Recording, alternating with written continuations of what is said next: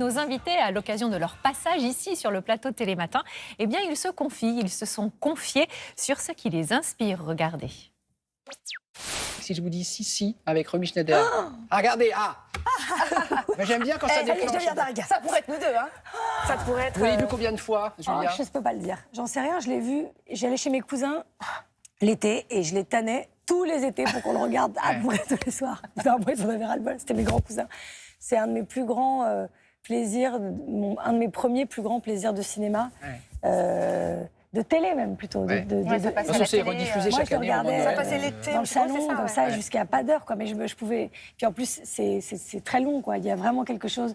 Tout est fascinant. Ouais. C'est Romy Schneider, c'est cette époque, c'est ce personnage, ce personnage qui a existé, cette femme-là, ce destin contrarié, ses enfants, ce romantisme, cette tristesse, ce courage. Tout m'a fascinée. Votre papa va aller à la rencontre de Charlotte Rampling et lui dire voilà, ma fille a envie d'être actrice. Et il va lui donner un conseil. Lequel? C'est dingue que vous sachiez ça. J'avais vraiment 17 ans, je n'étais pas encore actrice et papa est allé voir Charlotte Rampling dans un avion pour Paris, pour New York, je crois. Et il lui a dit voilà, je suis un peu affolée, ma fille veut être actrice. Elle a dit appelez mon agent et aller au cours de théâtre. Et donc j'ai suivi les deux conseils. Et grâce à j'ai été voir un agent et je suis allée au cours Florent. Voilà. Paola, je vous montre une photo de Rihanna.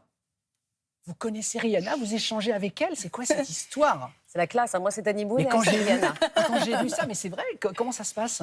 Moi, j'ai toujours été extrêmement fan de Rihanna depuis que je suis toute petite. J'ai grandi avec tous ses albums. Ouais. Et en 2017, elle a fait une inauguration pour sa marque de beauté à Paris. Et pareil, j'avais aussi menti. J'étais passée par la petite porte, machin. J'étais pas du tout invitée, mais j'avais réussi à quand même y accéder. J'avais 13 ans, je crois. Et on s'est rencontrés et après, on s'est revus plusieurs fois à plusieurs événements. Et donc, vous communiquez, vous échangez avec Ouais, Rihanna. on se follow sur Instagram.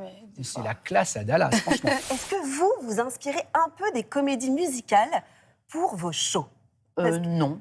Pas du tout. Si Non, je moi, vous donne je- Sunset non, je- Boulevard moi, et je si suis je vous plutôt- donne Quoi Chicago ou Sunset Alors non, Boulevard? mais là, tu tapes droit dans le mille. Bah, C'est autre chose. Non, mais voilà. Non, moi, je suis inspirée par ce que font les Américains, bien évidemment. Après, les chorégraphies, elles sont toutes différentes. Mais je peux pas dire que je construis un spectacle par rapport à...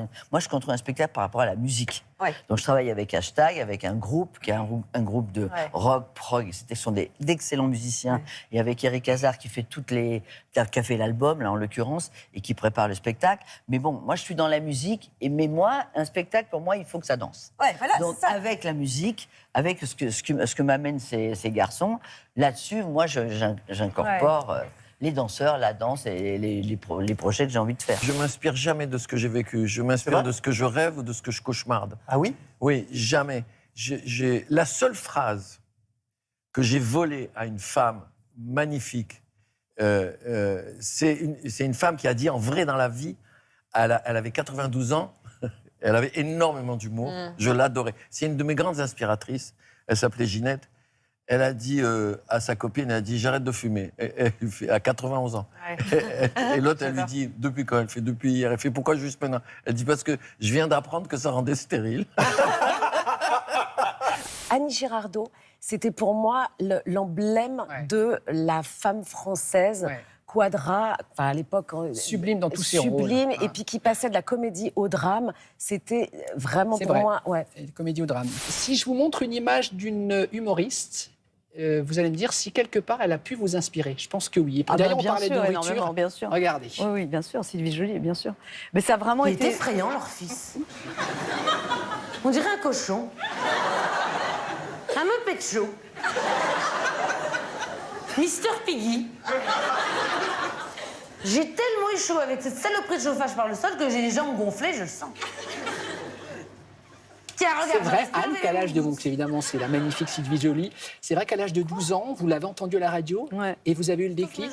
En tout cas, je suis restée saisie. J'ai écouté la radio et tout d'un coup, c'était un sketch où elle parlait du cinéma en faisant plein de classes sociales différentes. Ouais. Et cette capacité de se balader d'une classe sociale à l'autre, j'ai trouvé ça incroyable. Et j'aime beaucoup faire ça dans mes spectacles, qu'il y a un point de vue de classe moyenne, il y a des points de vue de gens chics, il y a des points de vue... C'est plein de points de vue différents sur le monde, quoi. Et c'est ça, moi, qui me fascine dans la vie, c'est la diversité de la nature humaine, en fait.